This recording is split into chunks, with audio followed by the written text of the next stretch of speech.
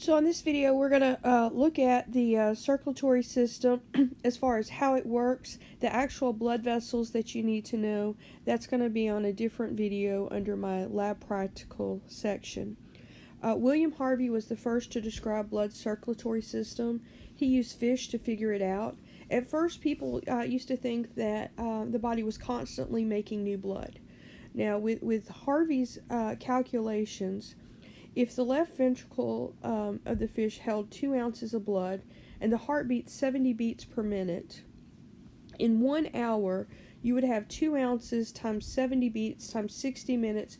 You would have 84,000 ounces or 528 pounds of blood. Now, a person doesn't weigh 528 pounds, so we concluded that blood has to be reused. Now, they also didn't understand that all the blood vessels, all the arteries eventually came back and attached somehow to the aorta, and all of the veins branching, all the branches eventually came back to the vena cava.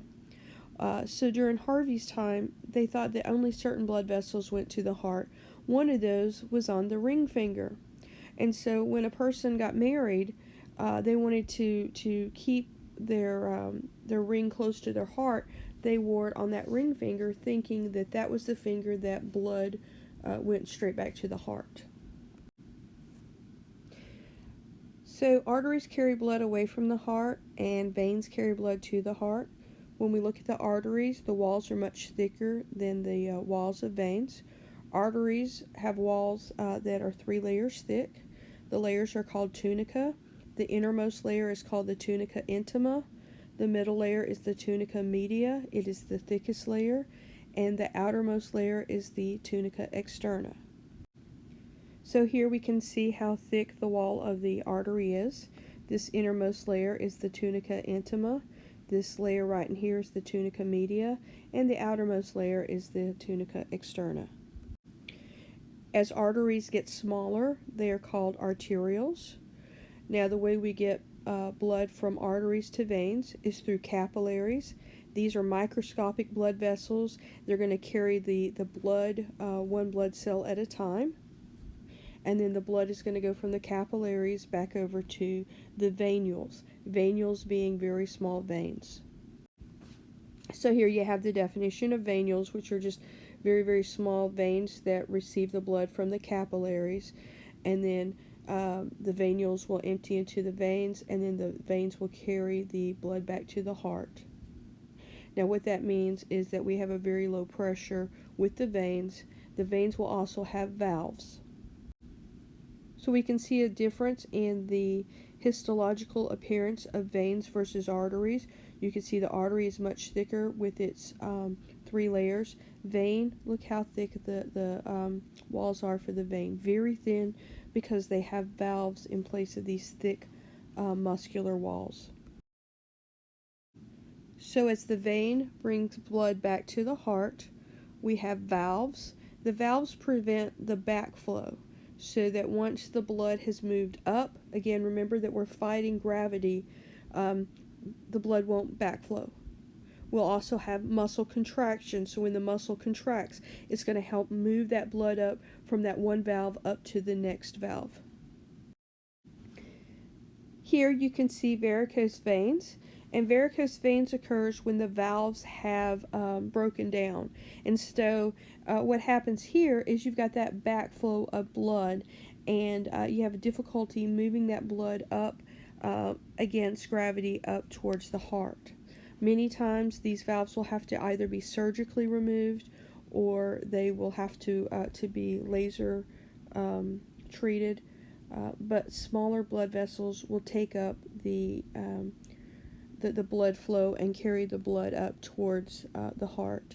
Now, this can happen by standing on hard concrete surfaces for long periods of time. It can also happen due to pregnancy for women, and that's why they tell women to elevate their legs during pregnancy. When we look at the pulse, we're looking at just the expansion, the alternating expansion and recoil of the walls of the artery. This is due to the ventricle diastole and systole.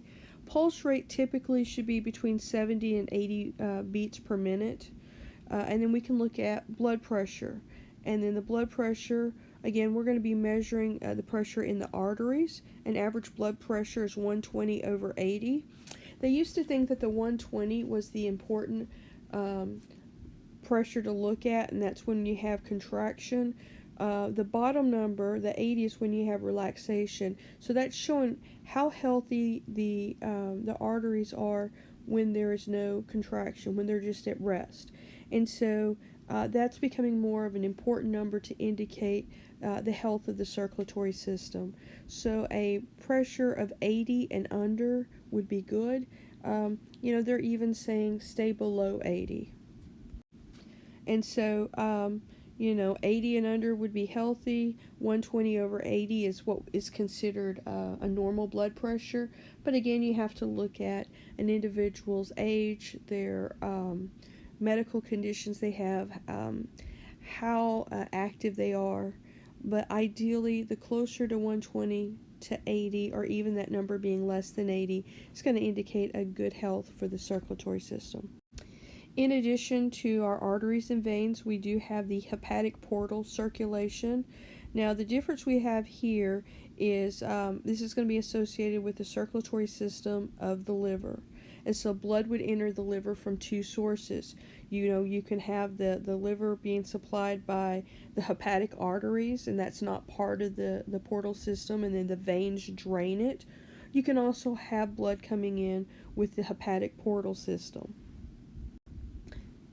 So with a portal system, we have arteries going to capillaries, going to veins, going to capillaries, going to veins. And so we would have hepatic arteries, we would have hepatic veins, and we would have hepatic portal veins. Normally what we have is arteries going to capillaries to veins. But here with the portal system, it has that one extra step. And the reason for that is because the veins are going to be draining the stomach and the pancreas and the intestines, and they're going to be bringing that nutrient-rich blood back over to the liver. Another adaptation that we can see in the circulatory system is fetal circulation. This differs from adults because the lungs, the kidneys, the intestines, and even the heart are not functional.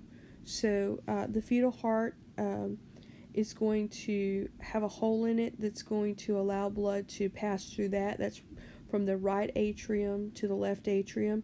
That's called the fovea ovalis. The fetal and the maternal blood does not mix. Additionally, we will have umbilical arteries and umbilical veins that will help to bring nutrients to the fetus. We will have a temporary blood vessel called the ductus arteriosus that is also going to help because we're bypassing those areas that do not need a lot of pressure on them as they develop. And then once the baby's born, the ductus arteriosus dissolves.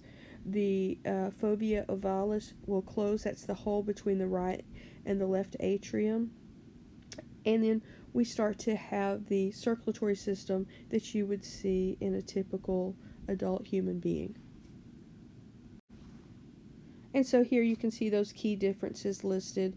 The foramen ovale, fossa ovale, that's that hole in between the right and the left atrium.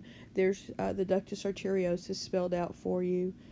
Skipping the aorta, helping with the circulatory system. Just a few of the differences that you'll see in a fetal circulatory system versus an adult circulatory system.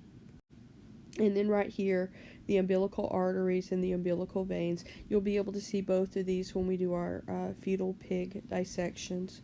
But what these do is they help to bring waste from the placenta and still continue to bring oxygen to the fetus.